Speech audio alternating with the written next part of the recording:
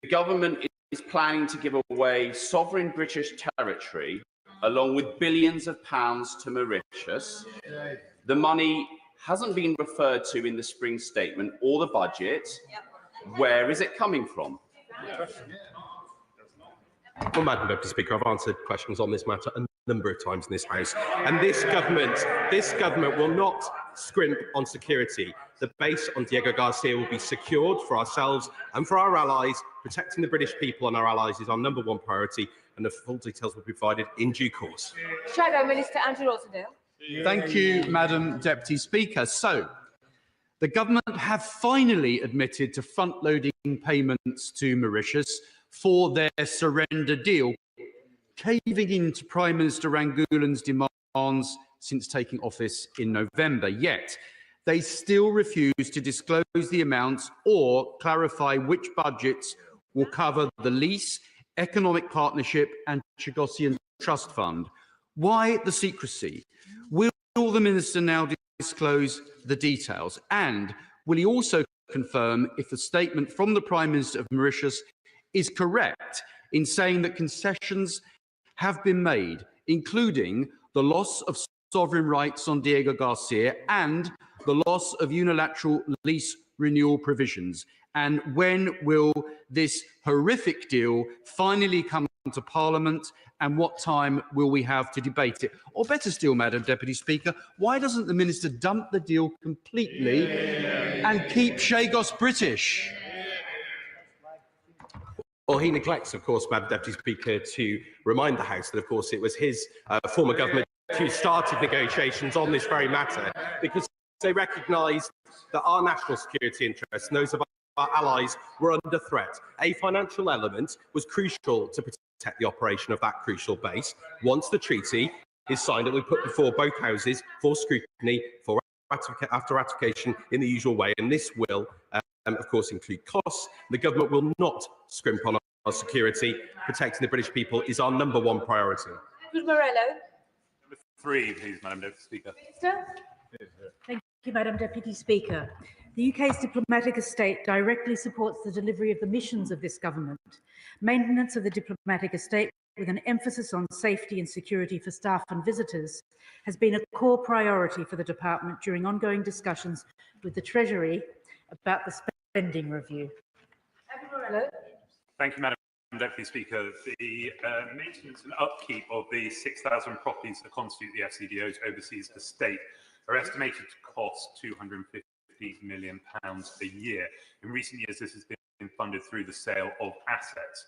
Drawdown on these receipts, the receipts of these sales, is due to run out either this year or next, and the department has previously made it clear that there's no more family silver to sell. So my question to the Minister is, what conversations have they had with the Treasury about a long-term sustainable funding model for the estate? And if the Treasury is not forthcoming with the money, what cuts does the department intend to make? Thank you very much, Madam Deputy Speaker. After the fire sale of assets by the former government in 2010, the FCDO has been focusing on how to make good its estate. Now that that money is exhausted, the FCDO has developed a new estates prioritisation tool to ensure that finite resources are targeted at the greatest places of need, weighted towards mitigating health and safety and security risks. James McClary. Question number 4, Madam Deputy Speaker. Well, Madam Deputy Speaker, the European Union force in Bosnia and Herzegovina is key to maintaining peace and security there.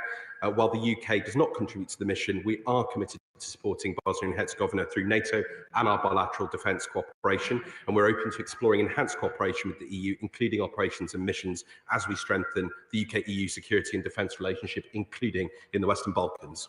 James McClary. Thank the Minister for his answer, and he'll be aware that the Conservative government previously withdrew from the EU4 peacekeeping force Operation Althea in 2020 following their botched Brexit deal, letting our allies down. Will the Minister consider recommitting British troops to Operation Althea, as other third countries have, such as Turkey, to show our European allies we want to work together and to demonstrate our continued focus on the region? I think he heard what I just said a moment ago, and we of course regularly engage with EU4 and indeed the EU delegation in Bosnia and Herzegovina. Indeed, I convened a call with the Quint members and EU institutions on Friday with my French counterpart, and we're working very closely on these very, very serious matters. We're also, of course, supporting security in Bosnia through our bilateral contributions, including our staff officers in the NATO HQ in Sarajevo. Lewis Atkinson. Number 5, Madam Deputy Speaker. Minister, Foreign Secretary. Israeli settlements are illegal under international law and harm the prospects of a two-state solution. On the 21st of March, the UN Security Council made clear that we oppose any attempt to expand settlements in the West Bank. I've been very clear with Israeli ministers that they must clamp down on settler violence and end settler expansion. Lewis Atkinson. Thank you, Madam Deputy Speaker. On Saturday night, the Israeli government announced the approval of an expanded road network in the E1 corridor of the West Bank, with the stated aim of supporting the development of illegal Israeli settlements in the area. This area is critical to the territorial integrity of a future Palestinian state. Previously, it's been unified international pressure that has restrained the Israeli government. So could the Foreign Secretary say how the government is working with its allies to exert maximum influence on Israel in this matter? Well, I'm grateful to the Honourable Gentleman, Madam Deputy Speaker. Can I say that I condemn categorically the development of settlements which are illegal under international law.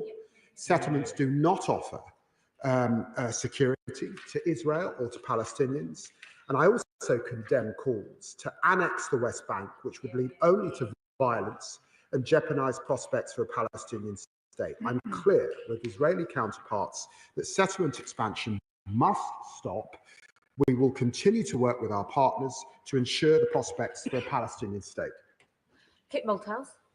Madam Deputy Speaker, we've heard Secretary of State after Secretary of State condemn the increase in settlements and indeed settler violence in the West Bank over the last 30 or 40 years, and it's made absolutely not the slightest bit of difference to their expansion.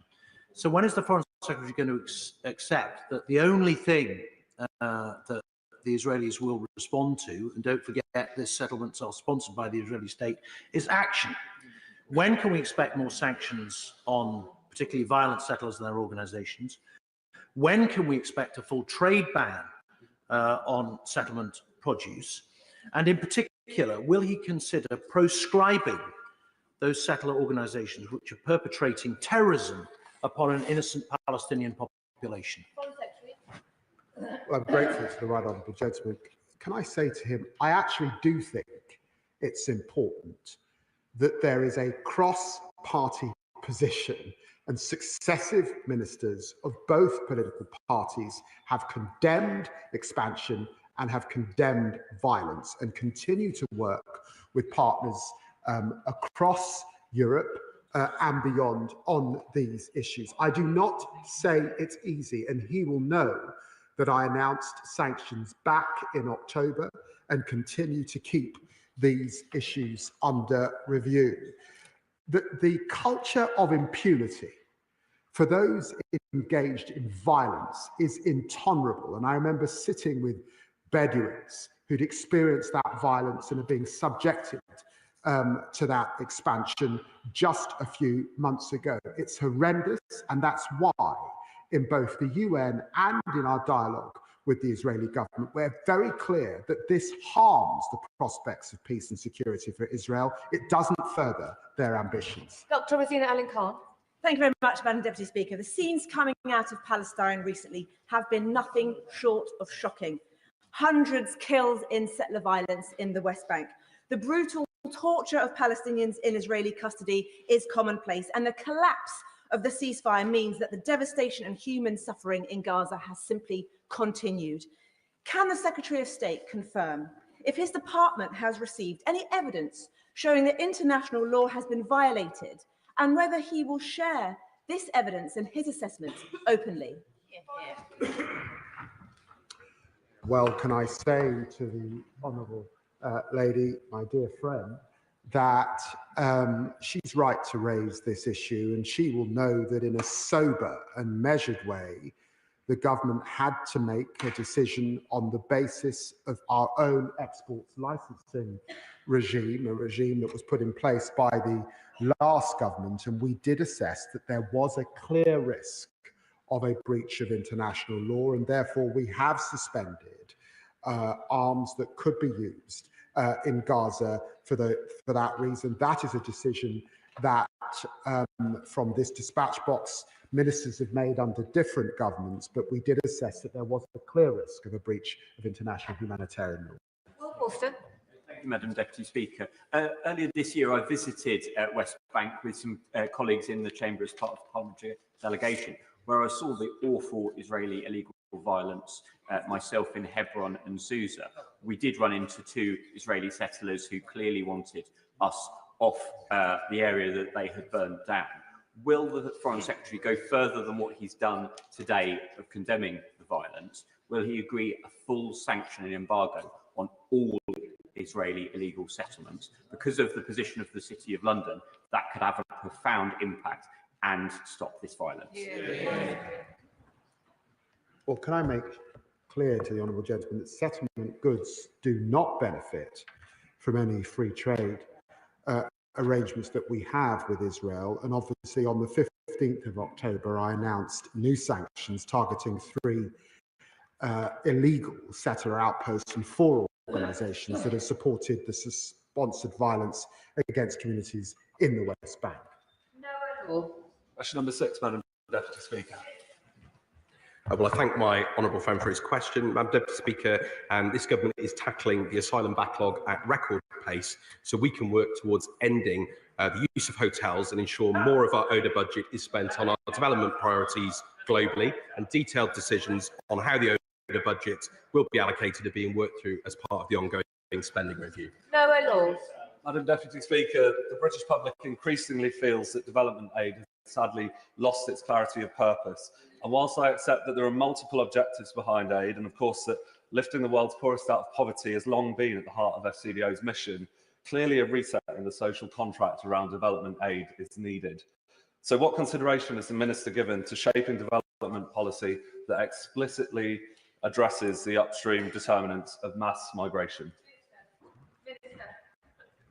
Well, I agree with much of what my honourable friend has said. And of course, our development efforts, as the Foreign Secretary said, have never just been about the aid budget. Peace and security, effective governance, access to private investment, remittance flows, efficient tax systems, access to trade opportunities, all of those are essential foundations for development. And that requires us to mobilise the full force of different resources and expertise across government, and indeed our businesses, and indeed our expertise in our universities, science and beyond. Alison Bennett. Thank you, Madam Deputy Speaker. Does the Minister agree that rather than being used to meet in-donor refugee costs, the official development assistance budget should prioritise tackling extreme poverty? It is now a year since the OECD Development Assistance Committee's mid-term review, which showed that the UK had only made good progress on 2 of the 10 recommendations since the 2020 peer review. What progress has the FCDO made over the last 12 months in better meeting the committee's guidance? Well, she asked about these important matters in relation to the spending on in-donor refugee costs, and thanks to the measures taken by the Home Secretary to reduce the asylum backlog and work towards exiting those costly asylum hotels, we expect overall ODA spending on asylum to have been lower in 2024 than in 2023. There will always be some unpredictability, Madam Deputy Speaker, but we expect these actions to continue reducing in-donor refugee costs during this Parliament. David Davis.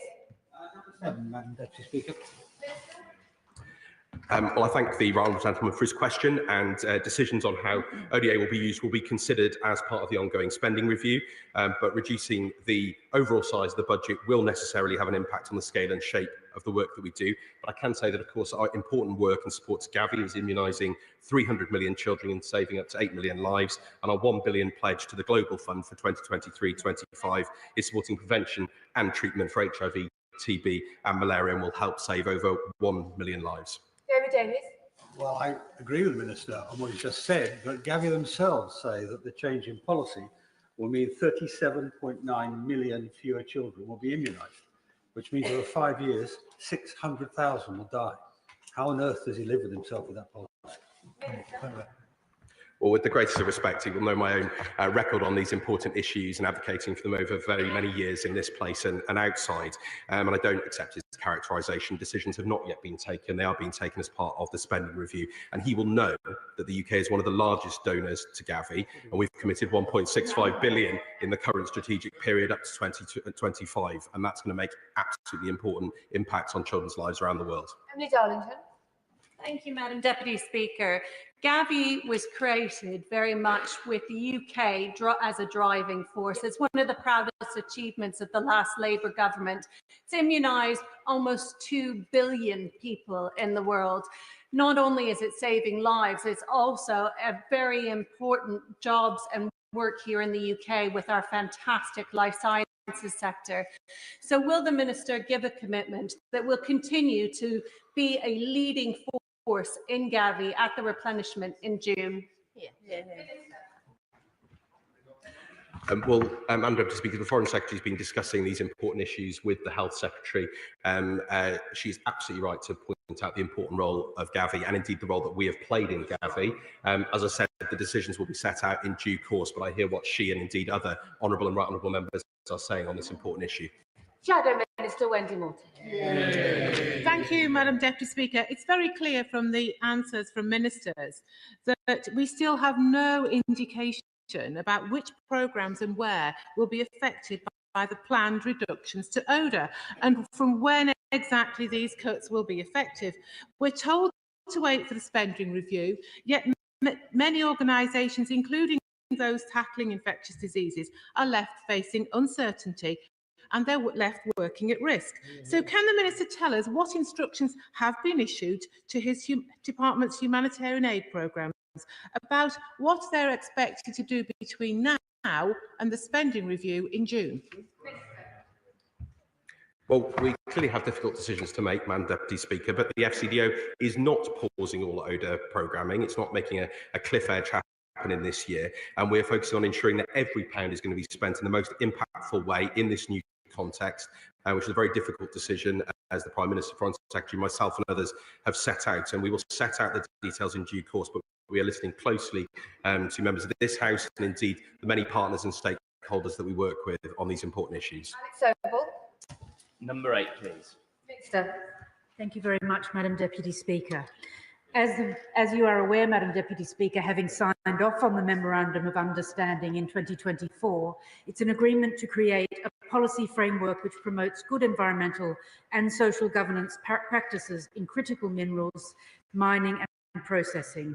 And I was able to visit Indonesia in January to raise specifically the human rights concerns in Papua with the Senior Minister for Human Rights.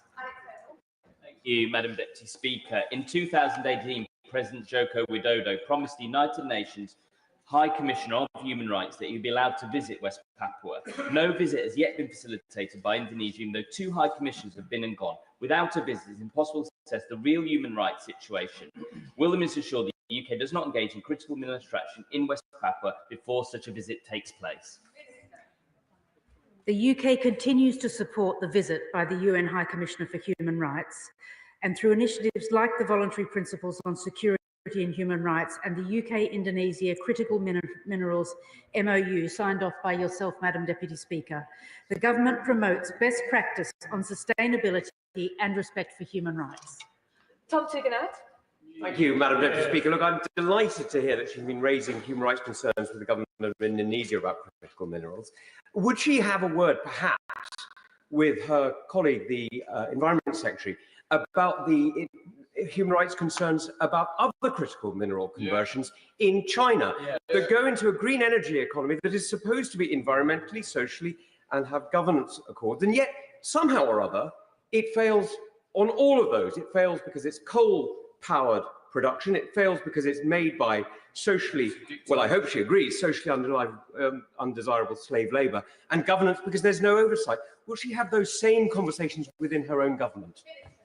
He's quite right to point out these pressing concerns, and all will be revealed when the China audit comes forward with specifics on his question.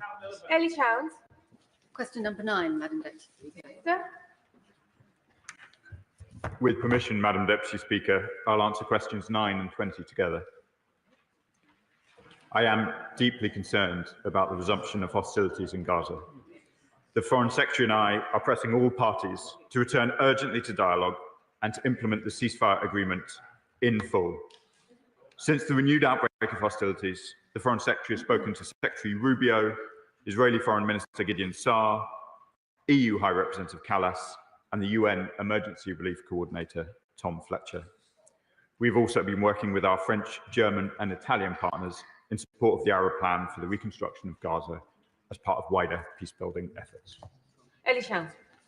Thank you. I thank the Minister for his response. Madam Deputy Speaker, it's often said that actions speak louder than words. The government has repeatedly condemned what's happening in Gaza and in the West Bank, and yet Israeli settler violence, Israeli settlement expansion, unlawful demolition of Palestinian homes and violence in Gaza is continuing. Given that UK diplomatic efforts and condemnations are being so roundly ignored, will the UK now take action and ban the importation of products from illegal settlements on illegally occupied land to give the signal that Israel cannot break international law with complete impunity? Madam Deputy Speaker, I thank the Honourable Lady for her questions. She will know the importance we have placed on international law since we came to power in July.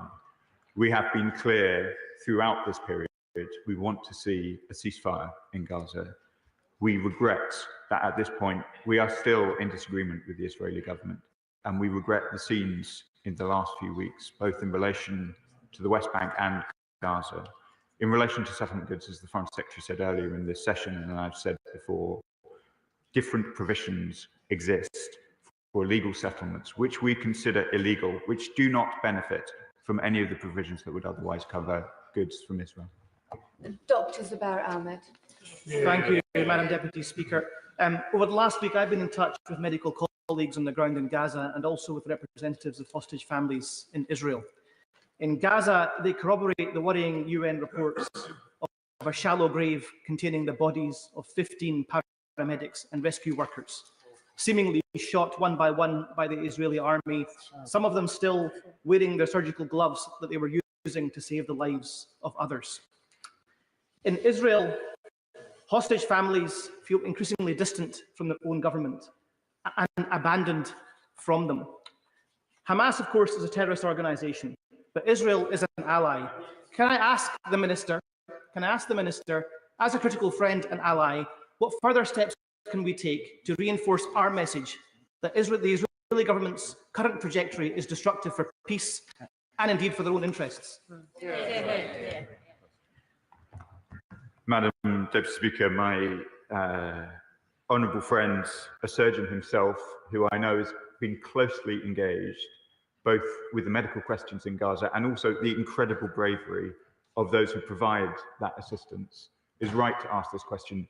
As I said to the Honourable Lady in my previous answer, the scenes in Gaza, both in relation to aid workers and of course Gazan civilians themselves, are absolutely horrific. It is why, with France, we called a special session of the UN Security Council on Friday, and we will continue to press with all diplomatic levers to see an improvement.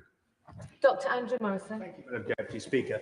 What assessment has the government made of reports that Iran is considering preemptive strikes against American B-2 Spirit bombers that it has forward located recently in Diego Garcia?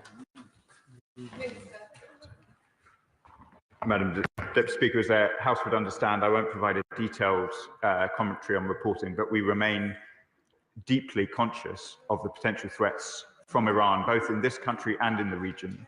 We continue to have dialogue with the Iranian government. The Foreign Secretary spoke to his equivalent just last week. We treat these matters with the utmost seriousness, as he would expect.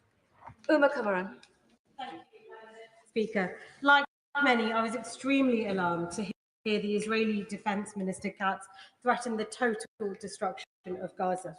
The UK and its allies are committed to a two-state solution, but this only works if there is a state for Palestinians left standing. Is this minister ever going to be sanctioned? And can our minister set out what role he sees the UK playing in the long-term reconstruction of Gaza? Madam Deputy Speaker, I thank the Honourable Lady for her question, and I know how attentive to these issues she has been. The Foreign Secretary has condemned in this chamber the comments of Defence Minister Katz, and this government is clear what the path to reconstruction in Gaza must be. We have engaged closely with our partners in the Arab world. We welcome their plan for reconstructing Gaza, and we will continue to do all we can to see that as the path to a reconstruction with dignity for the Palestinian people of Gaza. Shaukat Adam. Thank you, Madam Deputy Speaker. Today is the anniversary of the killing of the 33-year-old ex-Royal Marine James Henderson, who was killed by the Israelis alongside 7 of his aid workers for the World Central Kitchen. A year later, as my honourable member has already mentioned, we find mass graves with 8 bodies working for the Red Crescent Society and the Red Cross Society. This is 2 weeks from the 8 aid workers that were killed from the El Khair Foundation. It is believed now that 1,500 aid workers have been killed.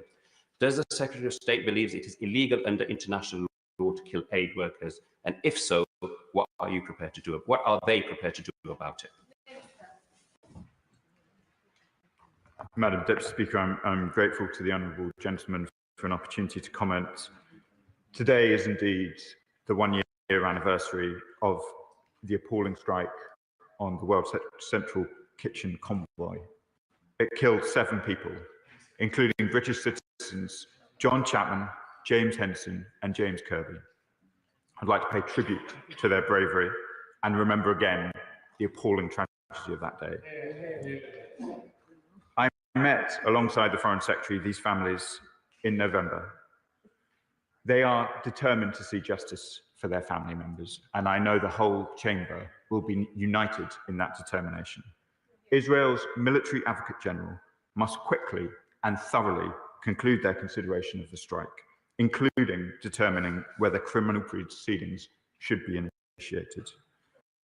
As the honourable gentleman has said, Gaza is now the most dangerous place in the world to be an aid worker. This cannot continue. Alex Ballinger. Thank you, Madam Deputy Speaker. As others have said, today is the anniversary of the deaths of James Kirby, John Chapman, and James Henderson, 3 former servicemen. And when we further heard about the 15 aid workers that were killed last week, that the Under Secretary General for the UN, Tom Fletcher, described as killing one by one, burying them in shallow graves alongside their clearly marked ambulances, fire trucks, and UN vehicles. I want to thank the government for calling a UN Security Council meeting on the protection of aid workers. Can you now update us on the House of the outcome of that meeting?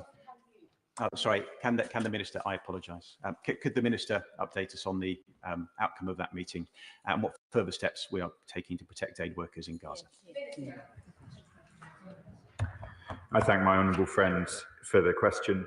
The meeting on Friday considered these questions. There was agreement across the Security Council of the importance of preserving the space for humanitarian action. As I've said already to this House this morning, we regret deeply that there has not yet been further improvements, and we will continue to use all diplomatic steps available to ensure that aid gets into Gaza, aid workers are protected, and the horrific scenes which were described by the Emergency Relief Coordinator are not repeated.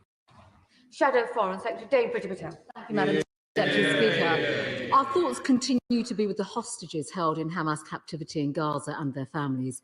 Can the Minister tell the House what recent contacts he's had with counterparts in Israel, America and our partners in the region to secure their release and try and broker a way through this current impasse? What steps are being taken across the government to address the threats to stability posed by Iran, and can he update the House on how he envisages the removal of Hamas from the governance of Gaza? Madam Deputy Speaker, on the very important first point that the Shadow Foreign Secretary makes, we are, as she would expect, in regular contact with all of those involved in negotiations. The Foreign Secretary spoke to the Israeli Foreign Minister last week. I've been in regular contact with the Qataris who are doing important work in this file. And as you would expect, we are also continuing to be in touch with the hostage families, whose thoughts I know the Chamber continues to share. In relation to the threats of Iran, we do also speak to relevant players in the region and also in the E3. As I said earlier in response to a different question, the Foreign Secretary spoke to the Iranian Foreign Minister last week, underlined that we do still continue to support a diplomatic resolution to the tensions with Iran. We do not want to see Iran secure a nuclear weapon. We believe a diplomatic solution is the best way to achieve that, but we will hold the snapback of sanctions and indeed many other measures under review until we are satisfied. Andrew Ranger. Question 10, please, Madam Deputy Speaker. Foreign Secretary. Well, with permission, Madam Deputy Speaker, I'll answer questions 10 and 16 together. The FCDO is leading international efforts to keep up the pressure on Russia through over 2,200 sanctions that have helped to reduce Russia's oil revenue by 25% between January and November 2024 compared to 2 years previously. We're, of course, also working hard to coordinate allies. Just yesterday, I was in Madrid discussing these issues with European counterparts, and later this week, I will be at the NATO Foreign Ministers Conference with Ukrainians as well. Andrew Ranger. Thank you, Madam Deputy Speaker. I thank the Secretary of State for that answer. Since the onset of Russia's invasion of Ukraine, I am incredibly proud that Wrexham has warmly welcomed many Ukrainian families, among them Yaroslav and Oksana, who had long dreamed of opening a cafe in their hometown of Chalkiv. Despite the war preventing them from realising that dream at home, they now have a thriving business in Wrexham High Street. Please would the Secretary of State provide an update on how the government is continuing to support Ukrainian families who play a big part of our communities across Britain, as well as those who at some point in the future may wish to return to Ukraine when the situation allows. Well, I'm proud that the British people across our country have opened their homes and their hearts to Ukrainians fleeing Russia's brutal war. The Homes for Ukraine scheme has helped over 160,000 Ukrainians find refuge here. And since the 4th of February, Ukrainian refugees can apply to remain for an additional 18 months whilst continuing to receive vital support. Mike Martin. Thank you, Madam Deputy Speaker. As the Foreign Secretary knows, we have a substantial engagement with and deployment to Estonia. And of course, talk of peace in Ukraine is very welcome, and Britain should play its role in supporting that peace. But would the Foreign Secretary accept that any deployment of British troops to Ukraine increases the risk to the UK and its forces in Estonia? Well, can I say to the honourable gentleman that he should know that the UK's commitment to the security of Estonia is ironclad, made real by our NATO forward land forces deployment. Discussions, of course, regarding our military, how our military can support Ukraine's future security arrangements are ongoing, including with NATO allies and Secretary-General Ruto. Part of the discussion for countries committed to the coalition of the willing is to ensure that those countries on the front line aren't left without the adequate support. So he raises a very important issue. Shadow Foreign Secretary Dame Pretty Patel. Deputy Speaker, the whole House continues to stand united with the people of Ukraine in their existential struggle. Although there's been much coverage of tentative steps towards a Black Sea ceasefire, with the brutal war raging on land, does the Foreign Secretary agree that we must continue to constrain Putin's war machine with every tool at our disposal? Could he update us on his plans for doing so beyond sanctions? And does he agree that the onus remains squarely on Putin to prove whether he is in any way serious about the kind of lasting and just peace that President Zelensky wants to see? Well, I'm very grateful to the Honourable Lady, and she should know that amongst EU colleagues yesterday at the G7 a few weeks ago, and I'm sure with colleagues as I head to NATO, we are discussing issues around an oil cap, particularly, and how that would limit Putin's reserves. We continue to discuss issues, as she knows, around not just the freezing of assets, but the seizing of assets, recognizing that there are European colleagues who are more exposed than we in the UK are, but nevertheless, why should we use taxpayers' money? We should use Russian money that has caused so much damage in Ukraine. And of course, we continue to look at the arsenal of sanctions that we can use. And I'm sure I'll have more to say on this in the coming weeks. Liberal Democrat spokesperson Callum Miller. Thank you, Madam Deputy Speaker. Of all the horrors that Vladimir Putin has inflicted on Ukraine, the abduction of more than 20,000 Ukrainian children is one of the most vile. It threatens to rob Ukraine of its future, which is surely Putin's ultimate goal. The Prime Minister praised the work of Kyiv's Bring Back Kids initiative last week. Will the Foreign Secretary now commit that the UK will fill the funding gap left by the Trump administration's withdrawal of funding to the Yale Humanitarian Research Lab so it can continue to research Russia's war crimes and especially to track the whereabouts of these children so that they can be brought back home? Well, I'm grateful to the honourable gentleman. It was important for me to meet with Madam Zelensky on this issue when I was last in Ukraine. My honourable friend also met with the minister in Ukraine on this issue just a few days ago. I can absolutely give an undertaking to continue to support the group. It is not our assessment that we can meet the shortfall met by the withdrawal of US ID, but we will continue to work with partners across Europe on this very important issue and one that's very personal to me. Thank you. Chamberlain. Question 11, Madam Deputy Speaker. Minister. Aid should never be used as a political tool.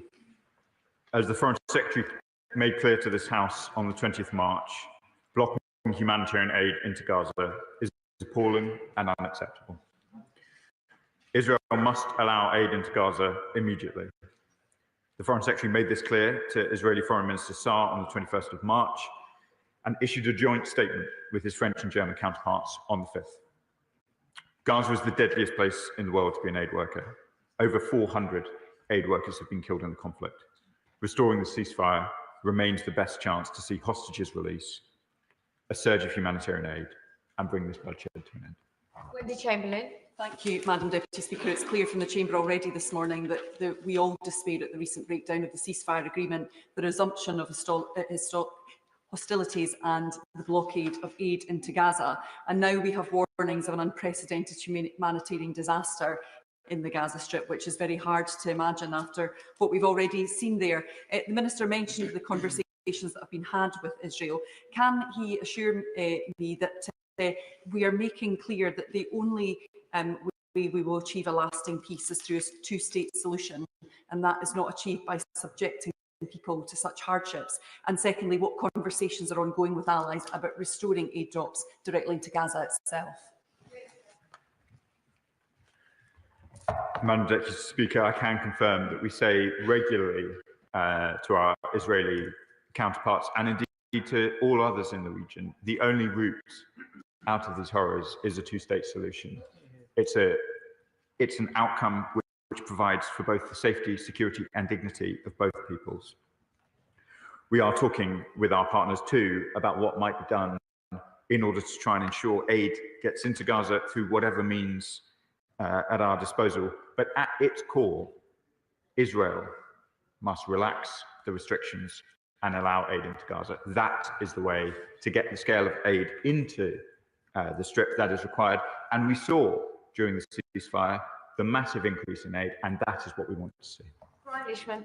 Thank you very much, Madam Deputy Speaker. With continued aerial bombardment impacting the flow of aid into Gaza, can the Foreign Secretary confirm if UK-made F-35 parts have been used to enable airstrikes in Gaza since the 18th of March this year?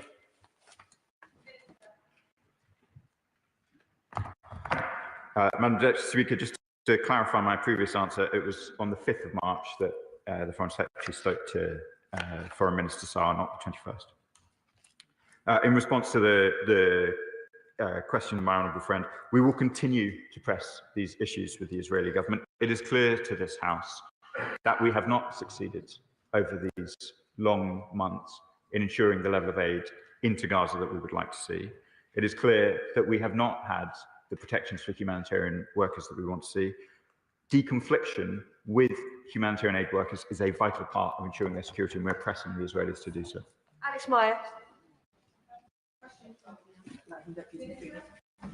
Well, Madam Deputy Speaker, the United Kingdom is committed to promoting and protecting human rights and the rule of law, and the right to self-determination is, of course, set out in the International Covenant on Civil and Political Rights.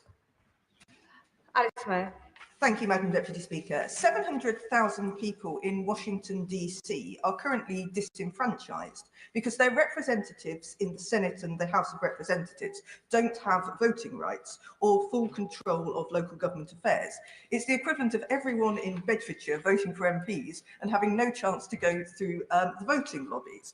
Does the Minister agree that this is a particularly strange anomaly? Well, Madam Deputy Speaker, this isn't a matter for us. The United States is a sovereign democratic nation, and the issue of voting rights in the District of Columbia is, of course, a matter for the United States. Roger Gale. Madam Deputy Speaker, in the interests of self-determination, would the Foreign Secretary take the earliest opportunity to remind its opposite number in the United States that Canada has chosen to be a member state of the Commonwealth, that the head of the Commonwealth and the head of state of Canada is His Majesty King Charles, and that there is no prospect whatsoever of Canada being annexed by the United States? Well, Canada, of course, Madam Deputy Speaker, is a strong friend and Commonwealth ally, and of course a NATO ally and a fellow G7 member.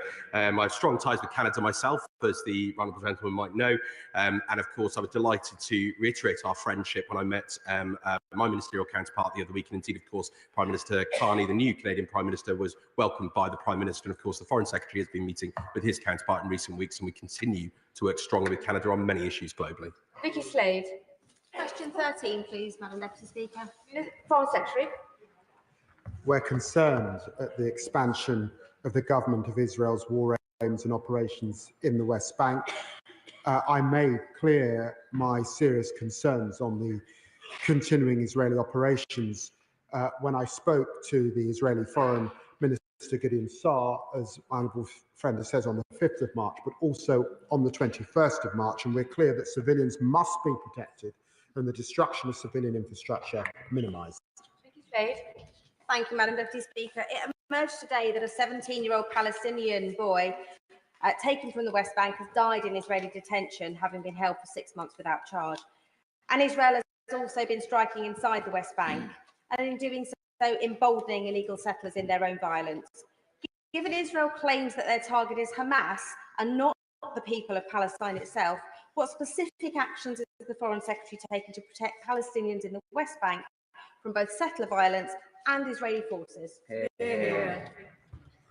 Well, the Honourable Lady will know that we are giving considerable support to the Palestinian Authority in the West Bank. We are in regular contact with President Abbas and Prime Minister Mustafa in relation to the West Bank. She has heard our concerns about both the violence and the expansion that is taking place in the West Bank. I do say to her, though, that in my conversation with ministers, there are legitimate concerns about security on the Israeli side and the way that Iran, sitting behind the scenes, is equipping some terrorist groups with guns and ammunition, and we also have to do our best to support Israel in standing up to that. You, Madam Deputy Speaker. The Prime Minister's commitment to host an international meeting this year in support of an international fund for Israeli-Palestinian peace seems to me to have never been more timely. And given the upcoming June summit in Paris in support of a two-state solution, I wonder if the Foreign Secretary can provide for the House an update on progress towards meeting the Prime Minister's pledge. Well, we're very grateful to the work that our French colleagues are doing in this regard, and we're working closely with them. We are putting together a plan, and I hope that the Minister will be able to update the House in the coming weeks. Jessica Morden. Number 14, Madam Deputy Speaker. Well, Madam Deputy Speaker, can I thank my honourable friend for this important question? And the Foreign Secretary spoke with his Azerbaijani and Armenian counterparts on the 19th and 21st of March. Respectively, I've also been in contact with representatives of both countries. We warmly welcome the progress made by both sides on concluding negotiations on the text of a peace agreement. We urge them both to sign that agreement as soon as possible, and we encourage all sides to refrain from rhetoric or actions that undermine the prospects for peace.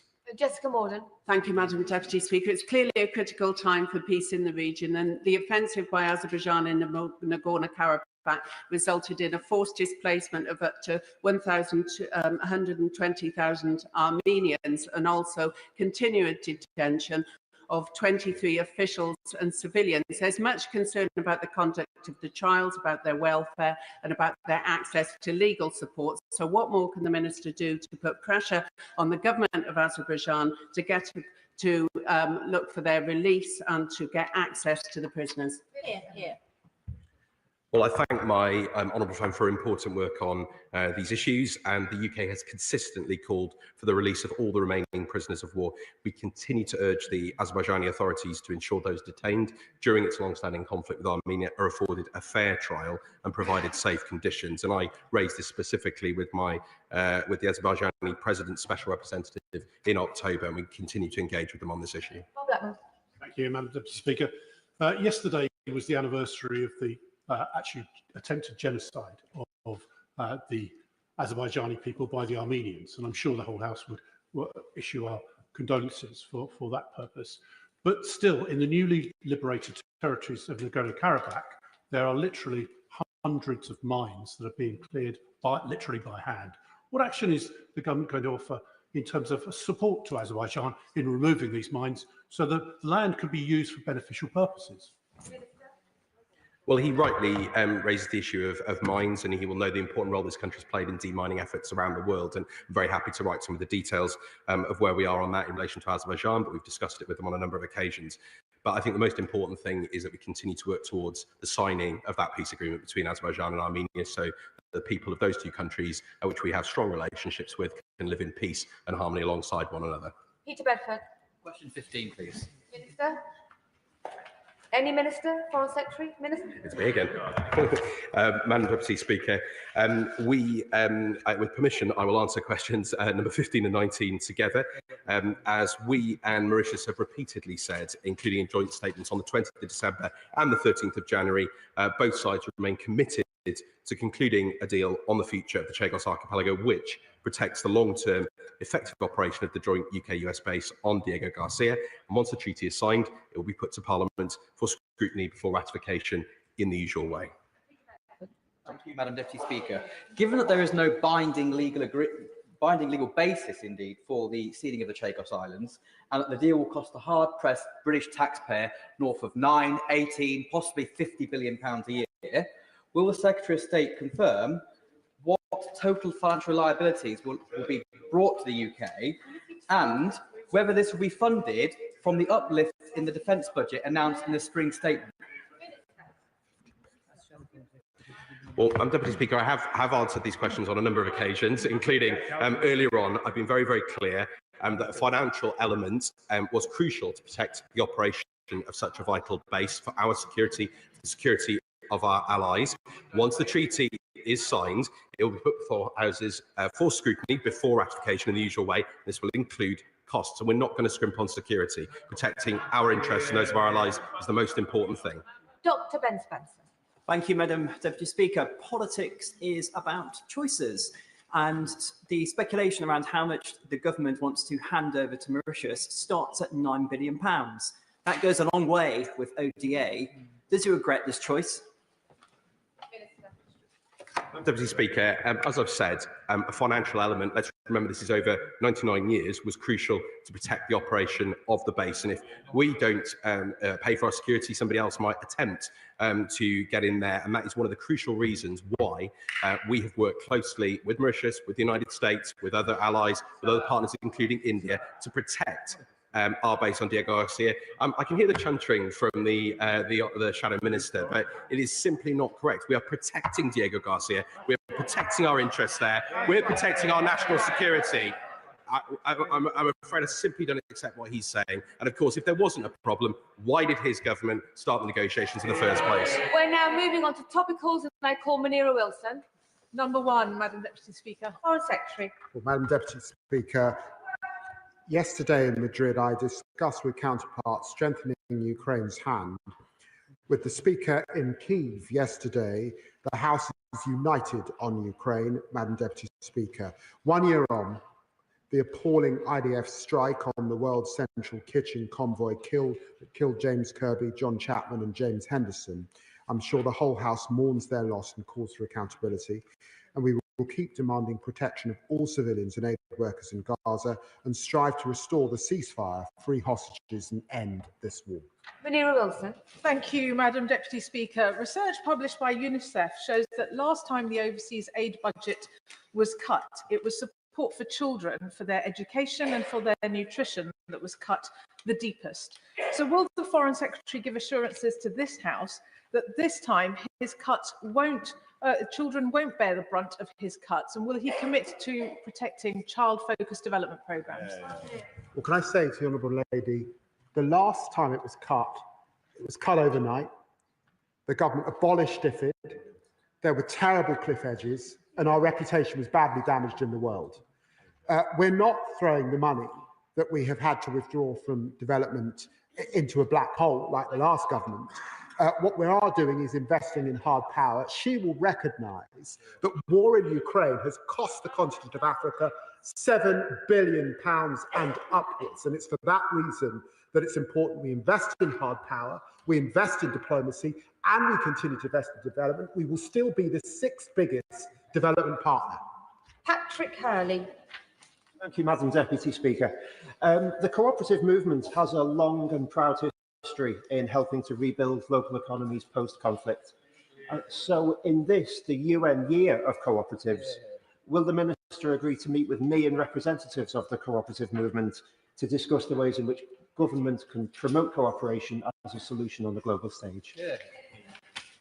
Well, thank you, Madam Deputy Speaker. I'll be delighted to meet with him and his colleagues, and not least as a cooperative MP. I've seen important work cooperatives do around the world, and we continue to support cooperatives, including funding the Global Agriculture and Food Security Programme, which has a dedicated support facility for smallholder producer organisations. And we regularly meet with those who are involved in cooperative solutions in a range of matters, and so I'll be delighted to discuss these matters with him and other colleagues.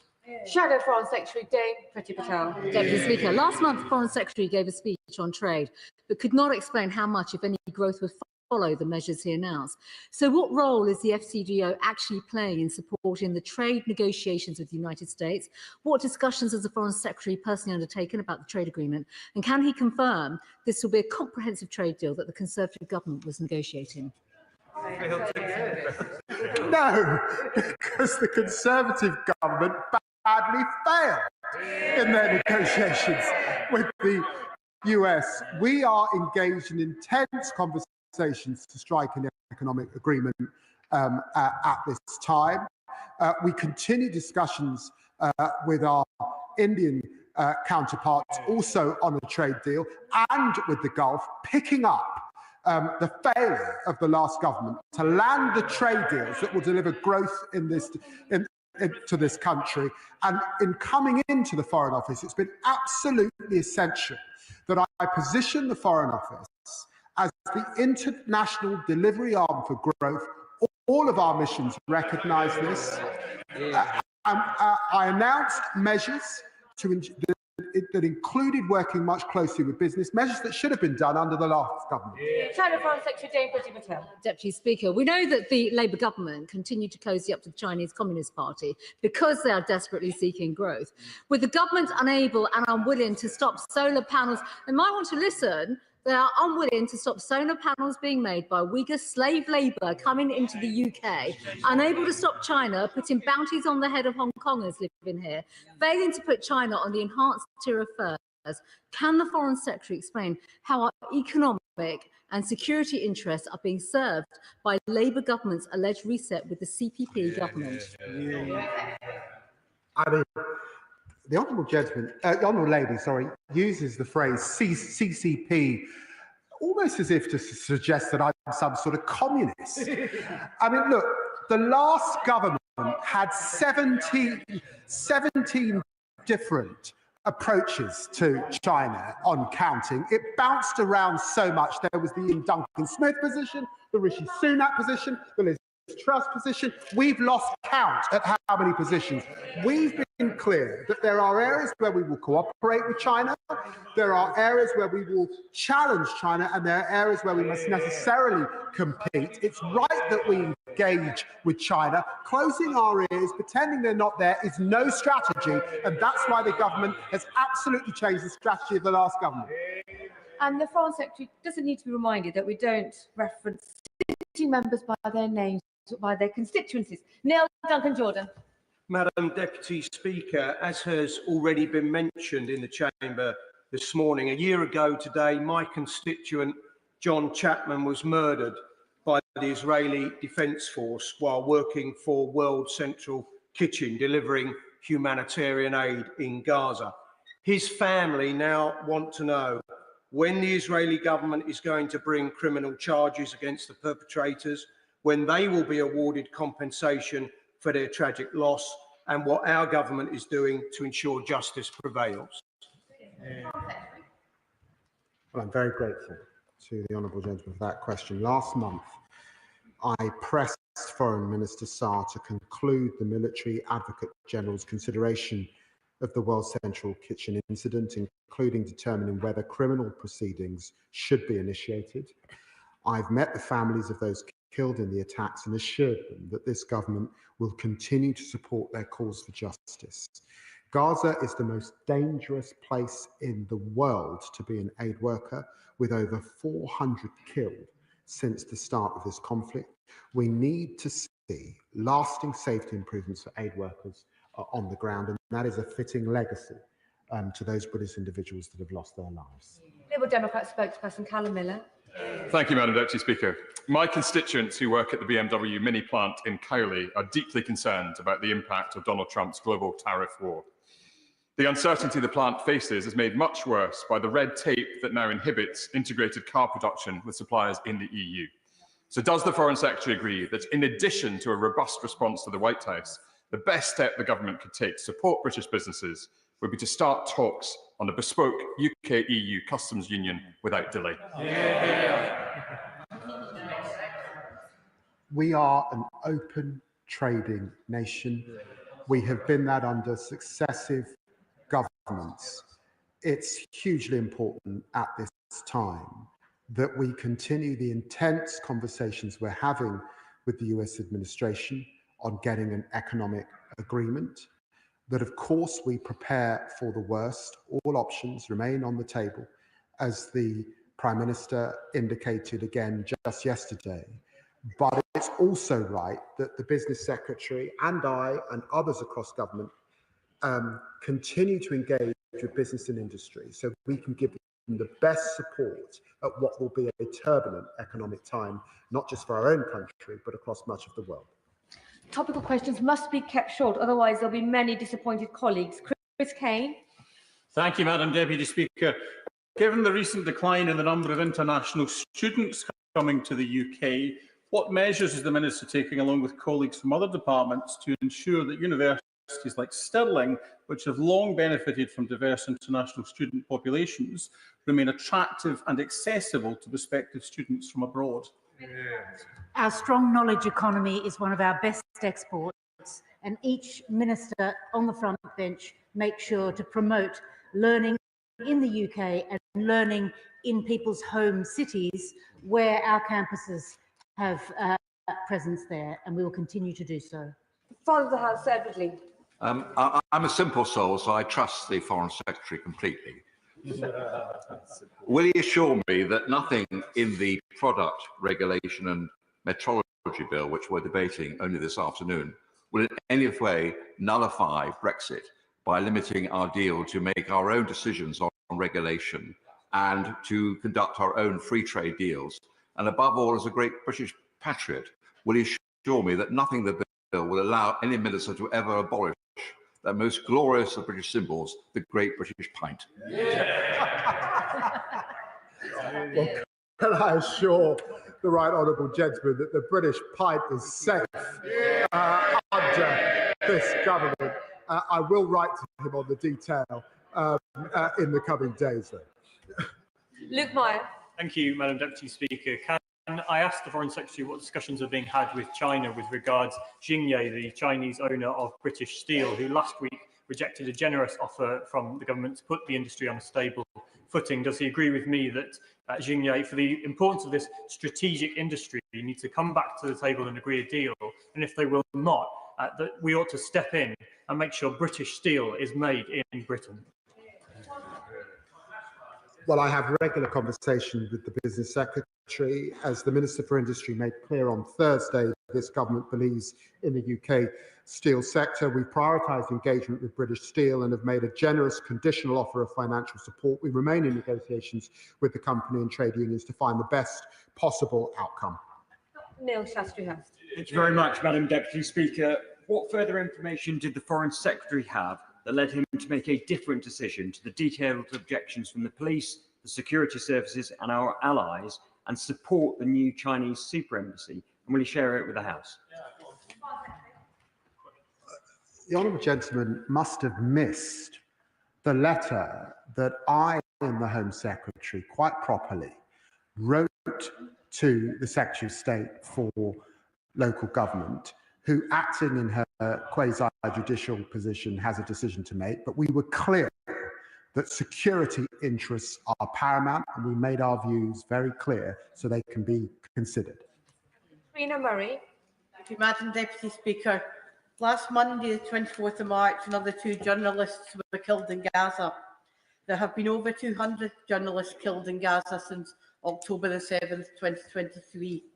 Additionally, last week we saw the arrests of both BBC and Swedish journalists, as well as many local journalists covering the unrest in Turkey.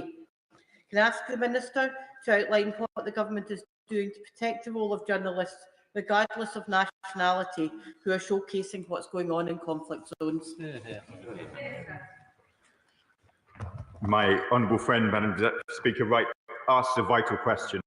Whether in Gaza, Turkey or elsewhere, it is vital that journalists are able to do their job.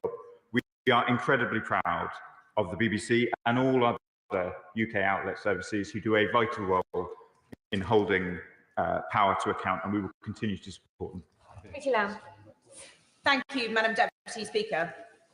There are 59 Israeli hostages held by Hamas in Gaza, kidnapped in their terrorist attack of the 7th of October 2023. Only 24 are thought still to be alive, and we know from released hostages that they have been starved and tortured, chained in tunnels. They have not seen sunlight for 543 days. What is the UK government doing to bring them home? Well, I'm very grateful to the Honourable Lady for raising this important issue. All of those hostages need to come home. And that's why we need to get back to a ceasefire, and that's why we must continue to stand with hostage families. Can I reassure her that I spoke to US Envoy Witkoff just on Friday evening to get an update on the conversations that are going on, and of course, Egypt and Qatar play a very important role in getting back to that ceasefire and getting Hamas to do what they should do. And it was very interesting to see Palestinians taking to the streets to campaign against Hamas and the way that they are holding the Palestinian people to hostage at this time. HIV and AIDS has killed 40 million people across the world and remains a major threat to public health. But over the weekend, the US Foreign Affairs Committee majority gloated in a sickening tweet that included an image of a coffin of the closure of USAID, something which experts state will lead to a tenfold increase in deaths from HIV and AIDS. Will the minister reaffirm that despite the recklessness of the Trump administration, this government remains committed to working to end AIDS as a public health threat by 2030? Well, obviously the matters regarding US aid aromatic for the US government, but I can absolutely assure him that we are committed to that 2030 target, and he will know from my long time campaigning on these issues of the importance that I place on this, and indeed the Foreign Secretary. Dr. Danny Chambers. Madam Deputy Speaker, I know when it comes to global public health, nobody wins unless everybody wins. And an infectious disease elsewhere on the planet can affect us here as well. So what steps is the department taking to secure funding for overseas development projects that affect diseases that will specifically be a risk to the UK, including antimicrobial resistance? Well, the Honourable Gentleman makes important points, and he will know that we make important contributions to the Global Fund and indeed other bodies on global health, and we remain committed to global health as part of our development spending, even in spite of the difficult decisions that we're having to make, and we'll hear very closely what he has to say. Thank you, Madam Deputy Speaker. More than half the countries that have submitted UN biodiversity plans have not yet released plans on how they'll protect 30% of land and sea for nature, despite agreeing to do so at COP15. What steps is the government taking to ensure that more countries develop plans to protect at least 30% of land and sea? The government remains strongly committed to tackling the international climate and nature crises. The UK played a key role at the Biodiversity COP16 conference, and we're working closely with a wide range of partners to build global ambition on nature ahead of London Climate Action Week in June and COP30 in Brazil. James Cleverly. Thank you, Madam Deputy Speaker.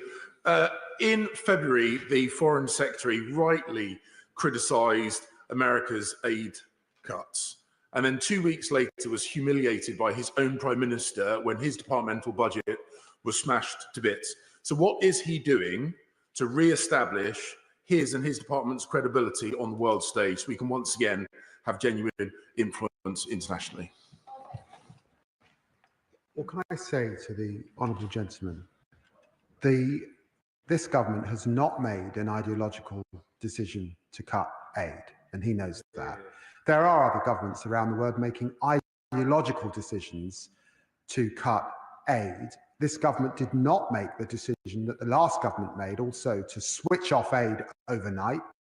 We are ensuring that there are no cliff edges, and he will know, and I know he knows this, that investing in hard power also saves lives and acts as a deterrence in our own country and across much of the world. Deputy Speaker. Last week, BBC reporter Mark Lowen was arrested and deported from Turkey after covering the ongoing protest movement as part of a broader crackdown on journalists. This followed the arrest of President Erdogan's leading political rival. Will the Minister commit to conveying the concerns of this House to their Turkish counterpart at the earliest opportunity? The UK is a staunch supporter of democracy, the rule of law and media freedom. The government has raised recent events in Turkey with our counterparts a number of levels. Most recently, on the 29th of March, I spoke to my Turkish counterpart, Hakan Fidan, to raise our expectation that Turkey upholds its international commitments, the rule of law, and protects the fundamental rights to free speech, peaceful assembly, and media freedom, including the treatment of British journalists reporting there. Andrew Mitchell. Thank you, Madam Deputy Speaker. Is the British government going to act as the French and American government have done to support Morocco's autonomy plan for the Western Sahara? We continue to have discussions with our Moroccan friends. This is a complex issue, and the position remains the position that we had under the last government. But of course, we keep these under review as we continue to discuss these issues in the region. Foreign Affairs Secretary Emily Thornberry.